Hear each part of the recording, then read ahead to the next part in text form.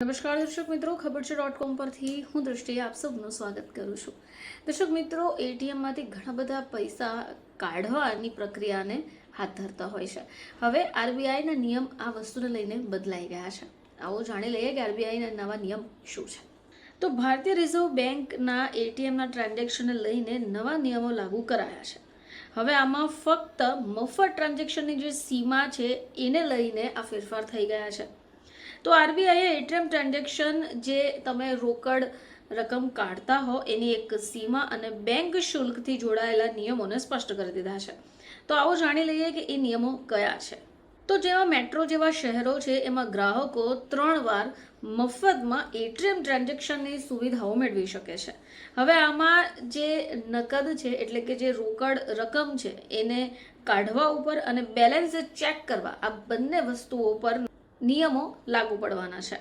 હવે જે શહેરો મેટ્રોમાં નથી ગણાતા એવા શહેરોમાં એટીએમ ટ્રાન્ઝેક્શનની ગ્રાહકોને 5 વાર મફતમાં ટ્રાન્ઝેક્શનની સુવિધાઓ આપવામાં આવી રહી છે. હવે જો આ જે સીમા છે એને આપણે નક્કી કરીએ તો ટ્રાન્ઝેક્શન તમે વધારે કરી શકશો. એટલે કે જો તમે ટ્રાન્ઝેક્શન વધારે કર્યા અથવા તો એટીએમનો ઉપયોગ વધારે કર્યો તો આની ઉપર બેંક જે છે તમારા ઉપર ચાર્જીસ લગાવશે. માની લો કે તમે જેટલા બી ટ્રાન્ઝેક્શન કર્યા છે તો આ પ્રતિ ટ્રાન્ઝેક્શનના વધારામાં વધારે 23 રૂપિયા જેટલો ચાર્જ લાગશે અને એની ઉપર જીએસટી પણ લાગશે. હવે એ સિવાય જો તમે બેલેન્સ ચેક જેવી પ્રવૃત્તિઓને પણ ઉપયોગમાં લો છો તો બેંક આના ઉપર 11 રૂપિયા લેશે. હવે કેશ ડિપોઝિટ ઉપર કોઈ ચાર્જ નથી. 1 વર્ષમાં 20 લાખ રૂપિયા અથવા એનાથી જો વધારે રાશિ વધારે પૈસા તમે જમા કરાવો છો તો પેન કાર્ડ અને આધાર કાર્ડ આપવું જરૂરિયાત છે.